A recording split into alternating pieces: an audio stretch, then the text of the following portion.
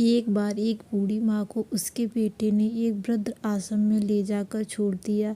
इस माँ का वही इकलौता बेटा था जिसके लिए इस माँ ने जीवन भर संघर्ष किया। इस बेटे के लिए वो सब कुछ किया जो एक माँ को करना चाहिए या फिर एक माँ कर सकती है, और आज भी अपने बेटे के किसी भी तरह की परेशानी ना हो इसलिए आश्रम में रहने के लिए तैयार हो गई।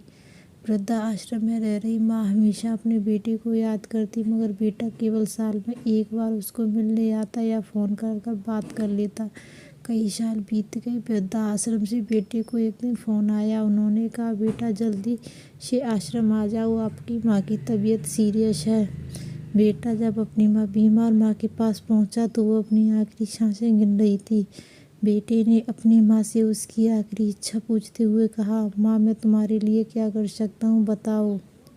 माँ ने कहा, बेटा इस आश्रम में गर्मी और मच्छर बहुत ज़्यादा है, यहाँ पर कुछ पंखे लगवा देना। फ्रीज ना होने की वजह से यहाँ पर हम बूढ़ों को कई दिन भूखे पेट ही सोना पड़ता है, क्योंकि किसी ने दिया हुआ खाना खराब हो जाता है। इसलिए इस आश्रम में एक या दो फ्रीज भी खरीद कर दे देना।